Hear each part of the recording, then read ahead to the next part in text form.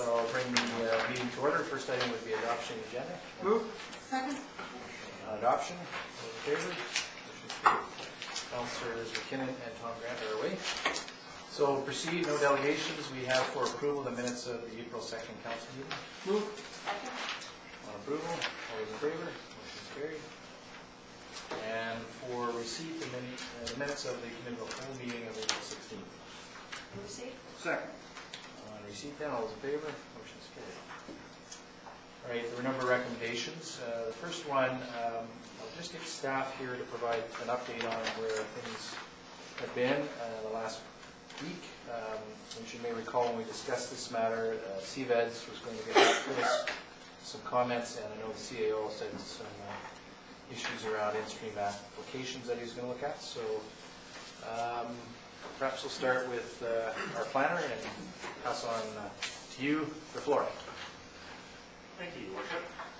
Yes, CVED has had the opportunity to comment on the proposed program and also in terms of consulting with the development community and getting feedback on that.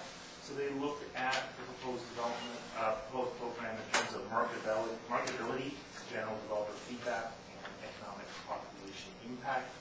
Came up with 3 primary recommendations and also comments on the adaptable units and DCC reduction. First one, it would be recommendation to expand the boundary.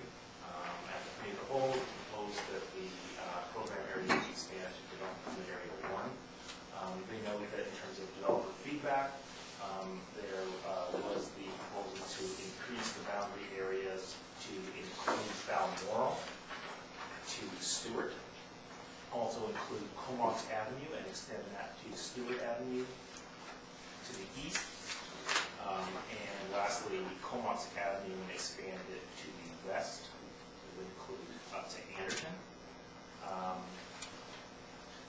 Noting that, of course, council could do this in phases and have areas for future potential in terms of the view. From a staff's viewpoint, once we start going west, the areas on Comox Avenue are immediately adjacent to downtown development. The east on Comox Avenue to Stewart are immediately adjacent to development permit area number 1. Area along Balmoral, again, is immediately adjacent to it. It's across the street. Start extending it west to Anderton. Now you're going well outside the area of the downtown. And the question in terms of rationality as to what we're accomplishing in terms of focusing explicitly on the downtown where the wider community comes into play. So the idea of keeping that as a area of consideration for the future as opposed to rolling that into the present program. Would be staff's comments on that. In terms of tax exemption increases, proposal with the CVED comments were to extend them for the 4 stories or more to 10 years if there is built green silver, and if 10 years isn't palatable, minimum 8 on that aspect, and if not built green silver, then 7 years preferred and a minimum of 5. So they provided a preferred, which is for 4 stories, 10 years for built green silver, 7 years for 4 stories for not built green silver, and a minimum recommendation of 8 and 5. For 3 stories, the time frames would be for built green silver, preferred of 7, minimum of 6, and non-silver, preferred of 5, minimum of 3. Also, in terms of creating a urgency to development and participation in the program, they recommend that the occupancy permit, the time for obtaining an occupancy permit be reduced from the proposed 2019 to 2017.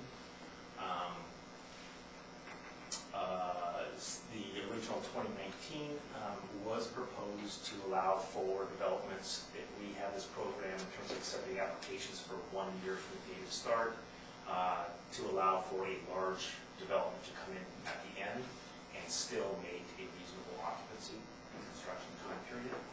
So that's what we have in 2019. There was also comment in terms of waiving the adaptable unit requirement and providing an ECC reduction or waiver, and those were addressed in the staff report to the committee as a whole in terms of the rationale behind the program. All right, thanks. Just ask the CAO, I know you were looking at the issue of in-stream applications. Thank you, Your Worship. In regard to the applications that came to light in the Balmoral area and the Stewart area, as well as the on the waterfront, the hotel application, according to the legal advice we've received, those applications have been sitting long enough that they would qualify for this program if we were to extend the boundaries to include them. It still would require some wording in the bylaws that we'll bring forward, but if that is council's direction, then we can make those inclusions in consultation with our lawyers. All right, and also the issue around capacity, I guess, in terms of the planning departments. Yes, and if we were to look at expanding the boundary to include the Balmoral property, the Stewart property, Stewart Street property, and assuming that we would, this would generate interest enough to have those applications move forward, essentially our planning department would be at capacity and stretched to deal with that, the Stewart, as well as potentially the Warren Hotel, let alone anything else. So I would be concerned if we were to expand the area any further than just what has been talked about before, simply because we just don't have the resources on hand to deal with that. All right, so we had a recommendation, but before we get to that, committee of the whole, questions for the planner or the CEO? Yes. So I just had one.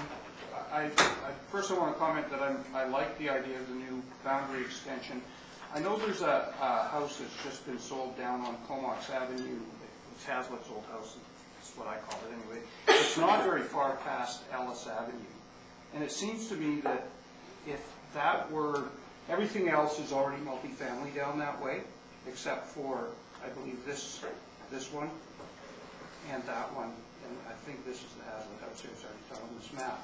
But it's not very far from where we're going. Those people would still use our downtown. You know, they'd still be walking to downtown, they'd still be purchasing their goods in our town and doing it. So I would like to see if we could at least go that far on it. I understand as we go farther that it might be a little more of a reach, but I'd like to see us expand the boundaries where we talked about down to Stewart, taking the Balmoral and down to that house as well if we could. That would be my preference. Any thoughts from the planner in that regard? The mandate that we had from council was to look at downtown revitalization. We understood that the focus from council and the community was strictly the downtown core, primarily the areas that also allow commercial. And that is the rationale in terms of the program that's important. So mixed use, yeah. Okay. Patty, go ahead. This is a lot of information. It's almost like another staff report could have come before us after what we went over last week. So I guess one question would be the CAO, when you talk about long enough, the time of the applications has been long enough. Well, what is that? Well, you're talking about the in-stream? Yes. We advised, and when we discussed this with our legal team, they had suggested, when we suggested that they had been applied for and sitting for over 2 years. Without giving too many specific details, that's what we said, and so they felt comfortable that having been sitting for 2 years was long enough. Over 2 years. Yeah. Was the criteria. Okay. And yeah, well, we went over this last week. I liked keeping it to to the downtown VP A1 area. It is a pilot project, and I think if we keep expanding it, it's almost like we're watering it down in many ways.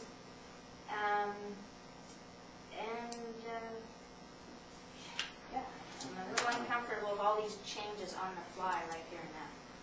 No, I think, based on the discussion last week, there were a couple of outstanding issues, and we certainly did want to hear from CVEDS in that regard. As far as specifics go, beyond that, yes, it would be a pilot project and subject to review at least every 6 months. Maureen, then? I just have a question. The extension along Comox Avenue to Stewart, is it just to accommodate the Stewart property, or does it go all the way along Comox Avenue to Stewart? Would it be site-specific, or? No, it would go Take them all. The whole? all the way along. Barbara, did you have a comment? Well, I think we did thrash it out last week, and given that it is a pilot project, I have a comfort level with staying as it is and reviewing it in 6 months. That's where I'm at the moment. And I think the point too that we're dealing with the downtown core, the areas that allow for commercial. This is all about mixed commercial residential use. So I think starting with what we have and moving out, if it's successful after it's been fine-tuned, it makes more sense to me. Yeah. Go ahead. Okay, yeah, I mean, that's fair enough, but I don't see how you can say you're watering it down. I mean, the property up on Balmoral is not 10 steps across the street to your downtown. I mean, to me, those are naturals that should have been included in the first place, and certainly not an extension. So I can't even get my head around whether I think that was watering it down in any way. But the other issues, the time frame for this to 2017. Parking spur, Yeah, I think that's a good move. That actually gets people moving. So I think that's a positive change. And also, I don't mind I had a hard time writing down all the different steps in the tax thing, but I get the general idea is to, if you're going to incent, then incent it more and give more incentive with a shorter time frame to get people to go sooner. So I thought that most of those recommendations were pretty positive changes, actually. It was very difficult. I was having a hard time keeping up with all of the time frame ones. Yeah. Yeah, I don't know, Marvin, maybe you might take the opportunity to write that down on the whiteboard, perhaps, just so we have that in front of us. Sure. And maybe while you're doing that, you can multitask and tell us why 2019 was sort of the initial thought.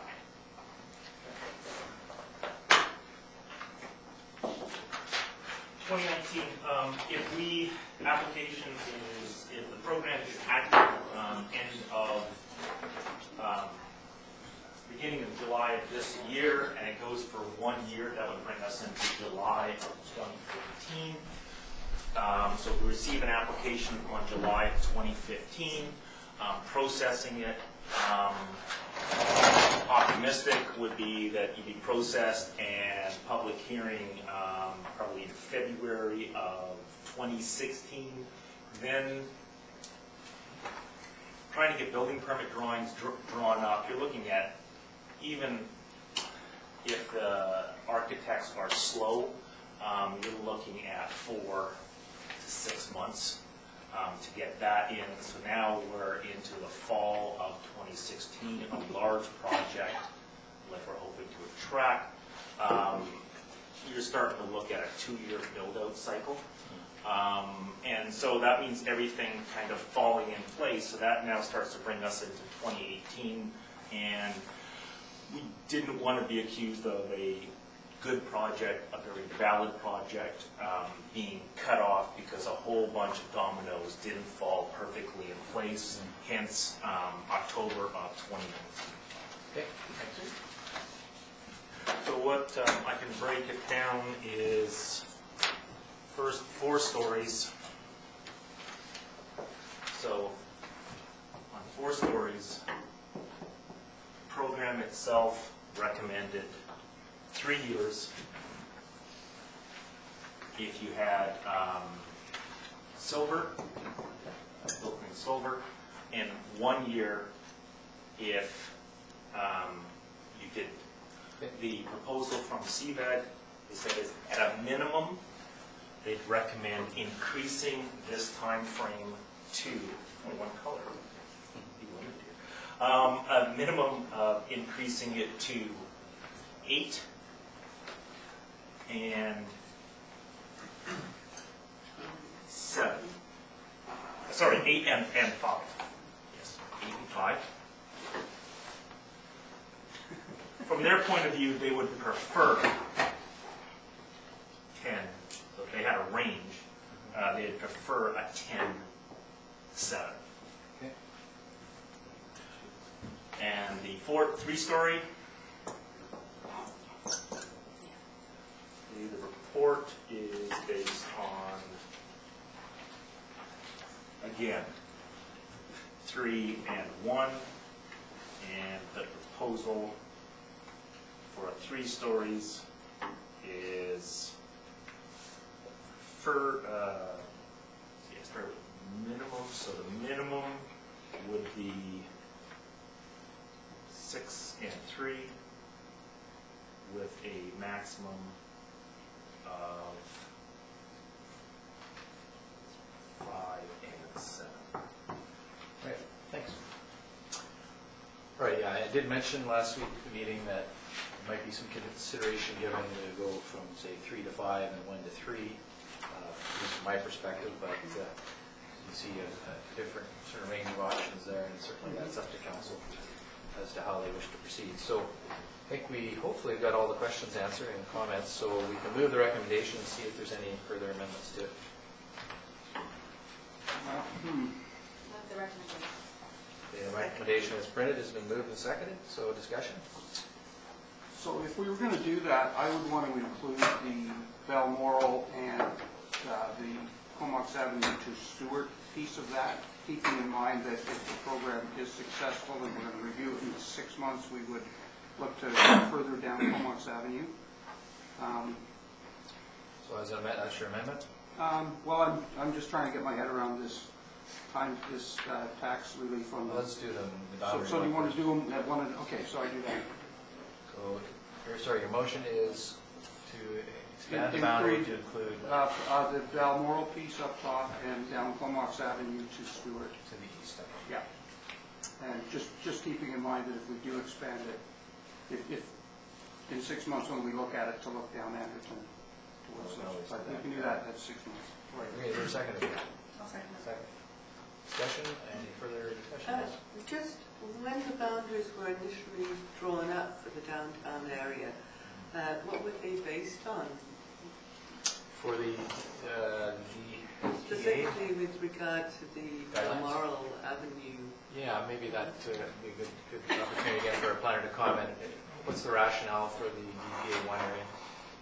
Would have been DPA 1 built on the previous marina, downtown marina development permit area, and so it would have been based on the historic downtown core as seen, and would also been based on the factor that that was the area that we foresaw some commercial, and so you do have sort of a historic aspect, especially as you start going east. So historically going east, there are existing very old 3-story apartment buildings at Comox Avenue and Stewart on the northwest side. They were built in, whereas Balmoral itself had townhouses, and there was just the proposal for the 1 apartment. So that was more seen as the surrounding area. That was the level of distinction between those 2 areas. Historically, the downtown area stopped on Stewart about half a block, stopped on Comox Avenue, on the south side of Comox Avenue, about half a block west of Stewart. We had the 1 development proposal that came in for the townhouses on the corner of Stewart's it's kind of a natural progression, but again, you're dealing with the historical, that the downtown was always seen as those existing apartments on the north side of the road, they extended to Stewart, and that line was drawn to reflect that. So more of the mixed use versus residential use. Yeah, historic versus newer areas that will be drawn into a higher density as well. Any further details? Councilor Fletcher? So last week, we expanded the area from the original that you proposed. Yep. And so, again, I'd like you to speak to the rationale for the original. I mean, we expanded it because we wanted to include them all and thought there might be some ability there, but take us back to the original zone that you had proposed. Certainly. The original zone, we looked at the downtown area, we looked at the capacity, overall capacity of the downtown, and found that even though the sites are primarily built upon, or built at such low densities, low intensive uses, that there is a lot of capacity in residential.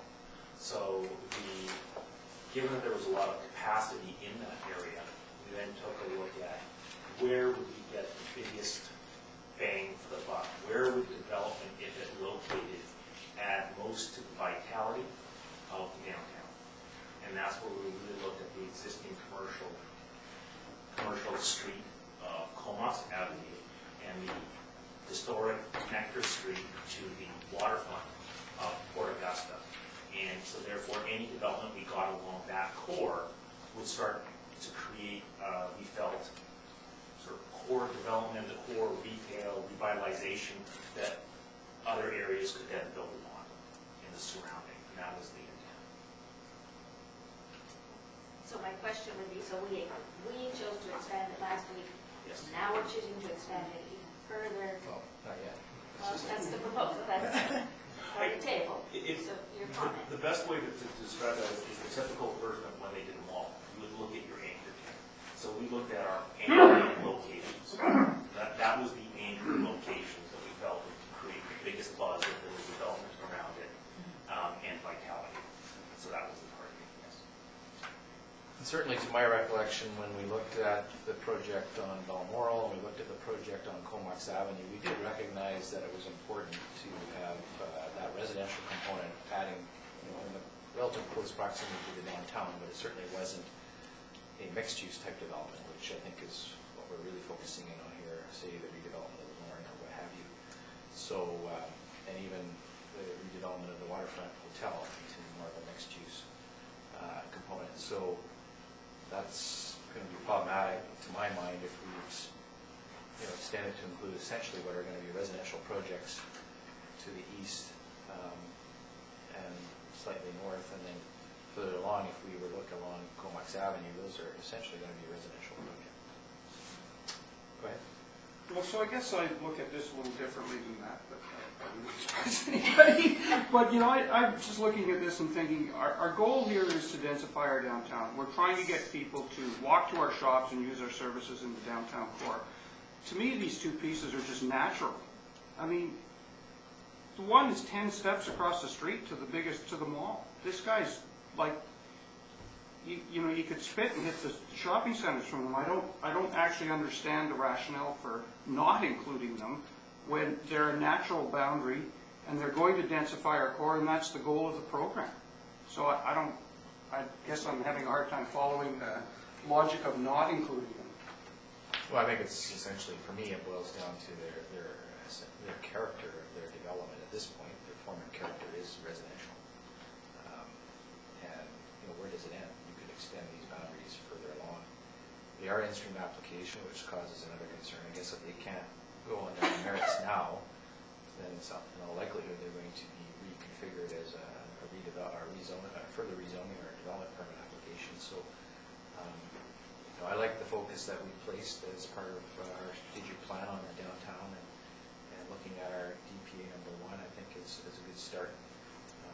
These are the projects have been previously approved, and on their own merits, team merits haven't proceeded. So we'll see what happens on this. Anything further on this amendment? Well, I agree with Councilor Grant. I think it's so close to being part of downtown, and it just makes perfect sense that those properties be included. Right, so on the amendments, include the Balmoral and Comox Avenue East, I'll call it. All those in favor? Two in favor, those opposed? None opposed, motion's carried. All right, further amendments. You have the floor, Councilor. I'm just looking at I'm trying to figure, I still don't know what I want to do. I'm kind of befuddled by all those numbers. Well, currently we have a 3 and 1 tax exemption. And they're saying go to 7 and 10. Oh, what the hell, why don't we go to the highest numbers on those? Okay, so you're suggesting The 10 and 7 for 4-story, and at 7 least- and 5. And then we can discuss it. That's your motion. Yeah. So go to 10 and 7 for 4-story and 7 and 5 for 3. Okay? Seconder for that. I'll second. Thank you. Okay. Discussion. So my thought on that is that if you're going to give the incentives and get people rolling, you might as well give as much incentive as you can to make this happen. We want to see people start sooner rather than later, and that gives us the biggest incentive piece. Now, you know, I'm not stuck on the 10 and the 7, but I like the higher number than where we started with, so that's my rationale for that. Any further comments? And just to clarify, the 10 and the 7 moves from the 3 and the 1. Yes. Okay. I guess my concern On the 4-story, yeah. on Fourth would be that it is a pilot, and it would be good to find out how it unfolds. We do know that somewhere in the not too very distant future, we are going to see our population grow so that we've got the hugely increasing policing costs. And so, I mean, it would be good to get some sense of what the take-up would be on this.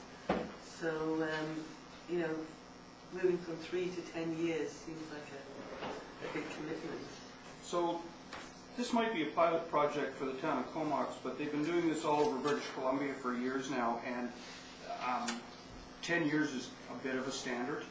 You know, they use it in a lot of different communities. Certainly 3 and 1 is very short on these kind of programs. So, I mean, if we need historical data, there's tons of it out there to look at, to see. I mean, I don't think we need to be the guinea, well, we're not the guinea pig. This has been done all over the place. So those kind of numbers are more standard for these kind of programs.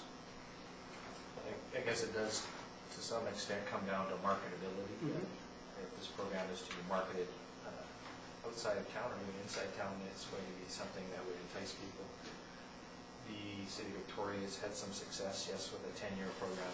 Typically, those have been the heritage restoration type, you know, where they take these old rundown buildings and then put retail on the ground floor and commercial or residential on the top floors, and to encourage more people living downtown without cars and so on. They've done a 10-year program. City of Halifax, I think, did the same, and others. Your Worship, what comes to my mind is that you do have a fixed budget Yes. in the program of $50,000. So if you extend the tax exemptions to 10 years, you're saying you'll spend $5,000 a year.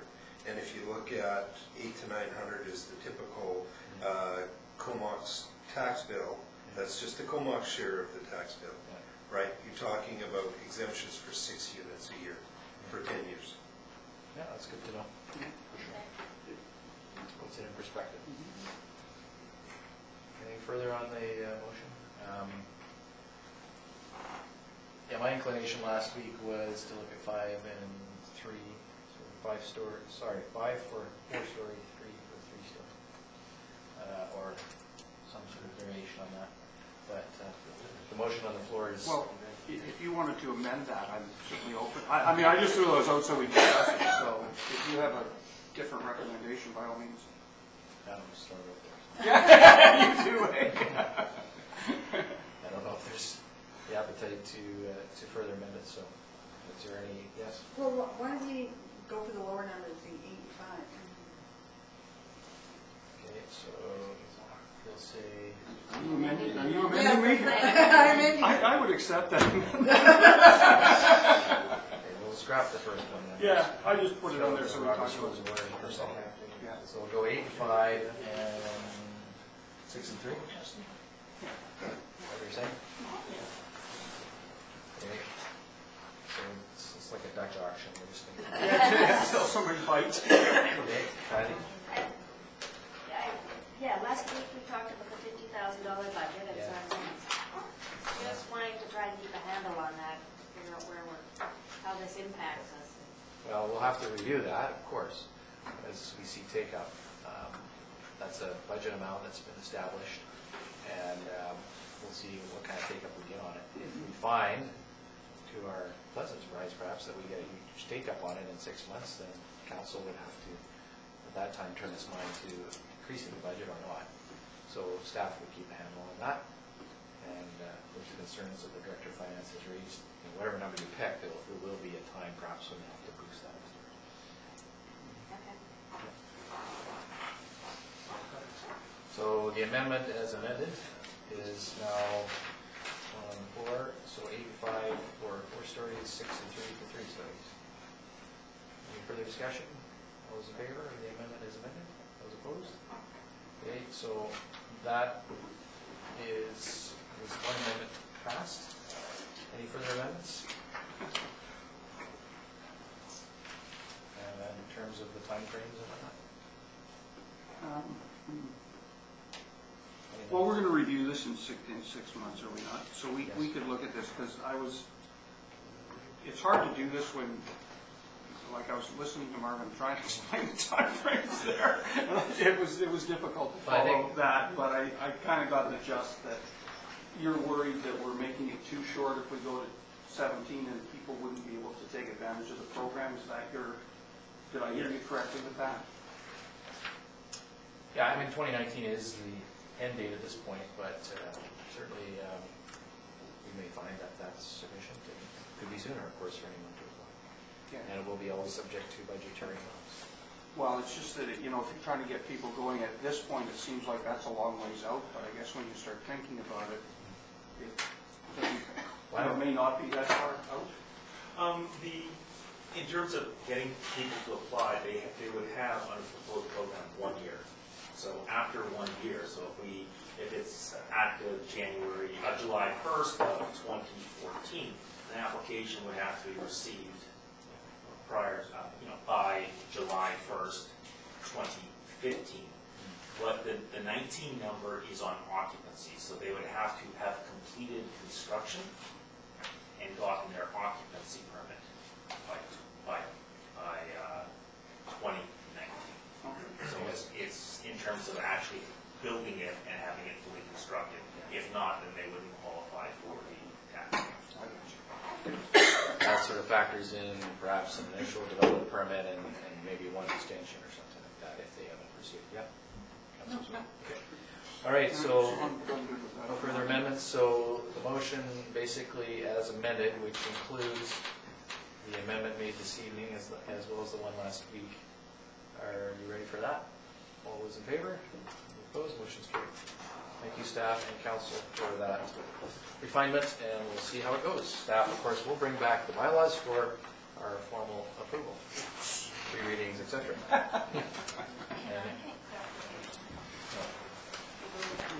Couldn't understand the numbers. So amended the amendment. We just, Carry that. yeah, and basically we're, Carry the main amendment. yes. Or the main amendment. Yeah, we basically are with 8 and 5-year tax exemptions for a 4-story building, and 6 and 3 for a 3-story building. But did you carry the main motion? Yes, we just did that. Just did it. Yeah. So hopefully we'll take back what we did. All right, Point Homes water service area for first, second, and third reading. We'll consider that later in the meeting here, but motion from Committee Holsch needs to be moved. Move. Second. All in favor? Motion's carried. And the second draft financial plan, again, to bring it forward to this meeting. Move for second and third readings. Okay. Second. Those in favor? Motion's carried. And again, to bring the tax rate bylaws to this meeting, for first, second, and third reading. Move. Second. Those in favor? Motion's carried. We'll deal with those shortly. Management report at page 15 for receipt. Move. Second. On receipt then, all those in favor? Motion's carried. Anything on the management report? Yes. Just always interested in the organics. Do you have any more information, how the uptake is? Gardening season's beginning, so Should get better. judging from my 86,000 kilograms in the month of March. March. So that's more than double what we saw in previous months. So spring has begun. And the regional district has also offered the finished product to the town companies and village company. Excellent. Great. All right.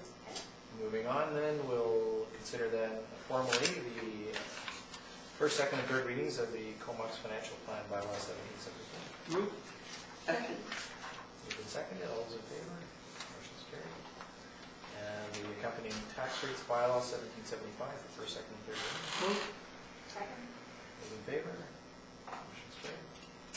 And the Point Homes Local Area Service bylaw amendments, first, second, and third reading 1777. Move. Second. Those in favor? Motion's carried. No new business. Correspondence. Councillor Fletcher, you're going to I will declare conflict of interest on that first letter. Go take a ride. Take a ride. declare your conflict. Okay. So we have a letter from Kelly Grace on behalf of Yana regarding the upcoming August 17th Simon Cycles Yana ride. Move receipt and we grant the request. Second. Moved, seconded. All right. And for discussion, all those in favor? Motion's carried. Go read that. The CEO says he's going to do the 100K loop first. Yeah, you're right. It's only because he's going to get lost. Yeah. That's right. All right. Page 32, a letter from Lauren Clark requesting the water park. Move receipt.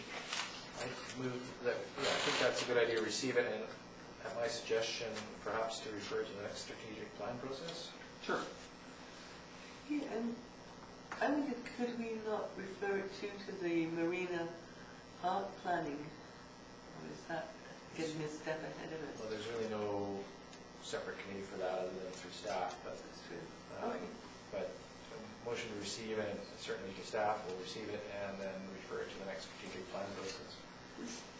Seconder for that? Yeah. Councilor Fletcher?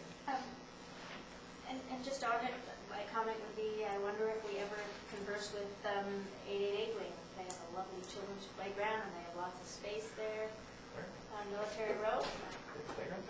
Oh, they have a brand new spanking playground there, lots of space, and maybe we could share something. And they seem to have money to build things. Triple A wing. Interesting. Yeah. Well, certainly, there's no money in the budget for this year, that's why I suggested that it go to strategic planning.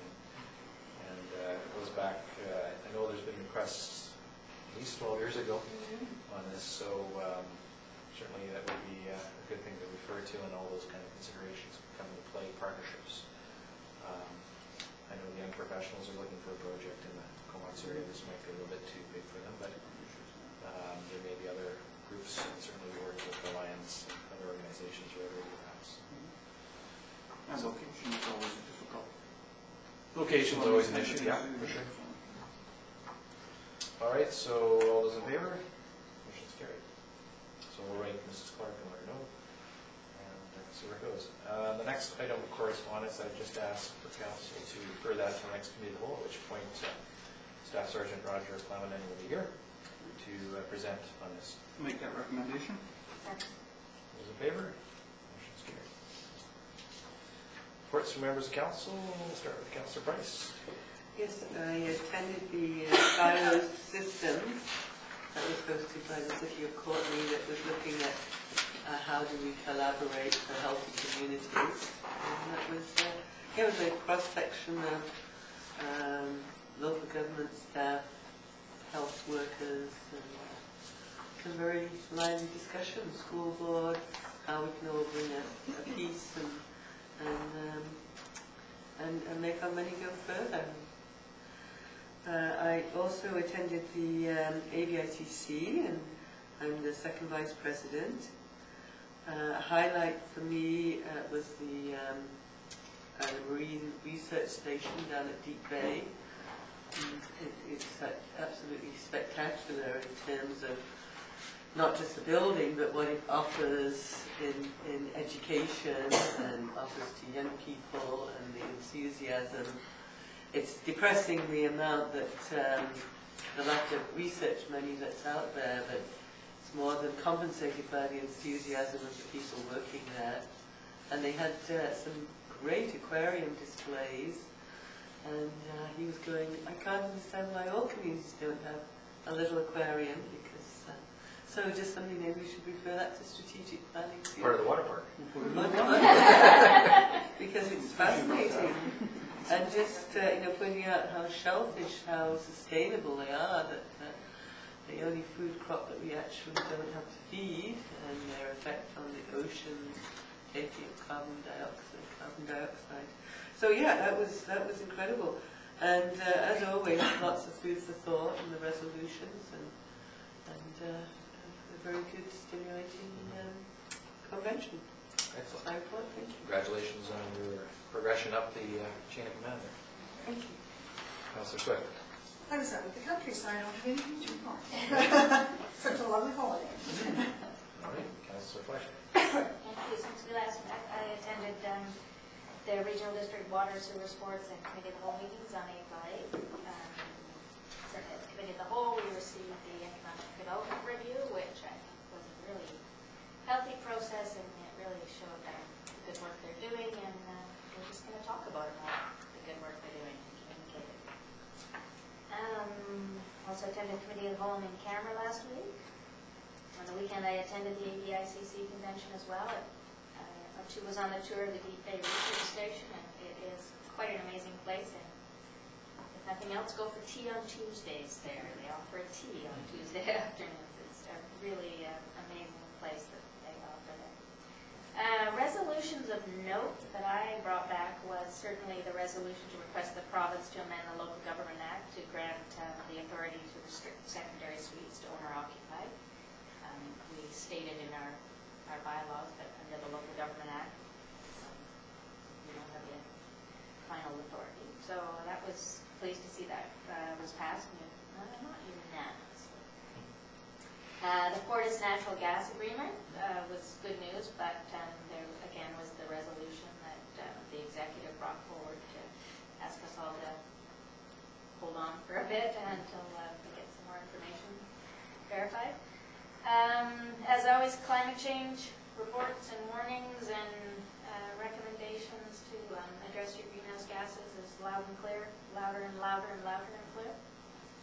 And an excellent example of Town of Gibson's, I went to their Eco Assets presentation. They've done a great job respecting their water system, and working with their water metering and pricing. And it was an interesting presentation. And last Monday night, I attended the first Nautical Days meeting of the season. And Susan, of course, is on the job, doing a great job. Of course, they are disappointed that their requests for improvements in the park and the water and electrical weren't realized, but they recognize that we have it on our radar, we're looking at the application, and they're going to work with staff to see how best they can address it going forward. They appreciate the bleachers, though, certainly. And also the request will come forward to council members to man the information booth once again this year. It's just the one day, the Sunday. The BIA is manning the booth on the Saturday, and the YANA organization will man it on the Monday. So I will be sending you an email with the time slots, and hopefully you can all be a part of that. And that's my report. Thank you. Councillor Beck. Well, I'll go back a year when I manned the information at Nautical Days, and it was actually quite a good experience. It's you get to meet a lot of out-of-town people, and they ask you some very curious questions. The number one question you get and be ready for it is, where do you get fish and chips in this town? So you got to know the answer to that one. That's what they're, well, they just wanted some, but it was a good question. But it made me realize that you got to really be on your toes, because they're asking you where things are, and you have to really think about. You forget sometimes when you live for too long. But anyway, that was a year ago. Anyway, last week I went to the RD meeting regarding the ECDEV review. Had a sign design meeting with all of the contractors that we're trying to get organized to get started on that. I had an economic development executive meeting. I went to the Mountain Sports Society fundraiser on last Saturday night, or Friday or Saturday night. BIA marketing meeting, and I also had a meeting with the BIA Nautical Days and Philbird regarding street markets and how we're going to make all of that work. So that's what I did. Excellent. Since we last met, Council, I met with some representatives of the Boys and Girls Club around some new facilities that we're looking at. Attended on behalf of the town the Larch campaign, which is to build a new facility over in Courtney for the Larch Group. That's well underway.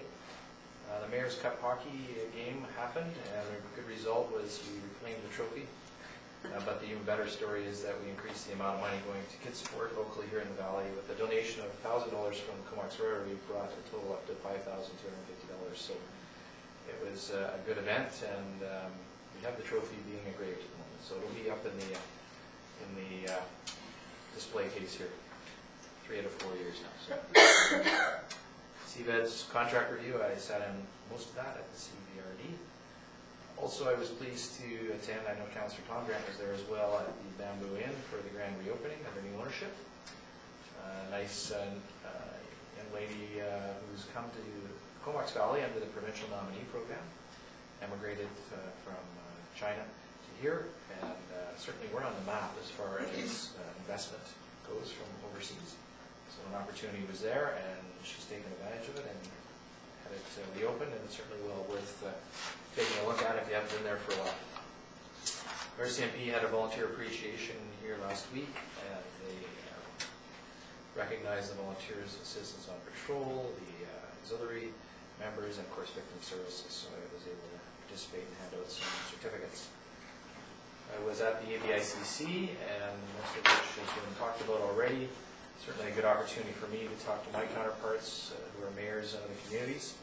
And I do want to commend both Parksville and Qualicum, and I did send them a letter of thanks for their organization and hospitality. It worked out really well, I thought. And while we were down there, both Councillor Fletcher, myself, and Councillor Price had a tour of the Huswick Manor, which is one of the projects that Vista Bay Housing was involved with. So that was good to see right in the downtown core of Parksville. I did come back here briefly on Saturday afternoon to attend a check presentation for both the Little River Enhancement Society and the Brooklyn Creek Stream Keepers on behalf of the Pacific Western Brewery Company out of Prince George. So I met the owner of the brewery and the master brewer, brewmaster I guess they call him. And that was a great event, and $2,000 were handed out to each of those organizations, and certainly many of the people that you would know, like Mole and others, were there to appreciate that.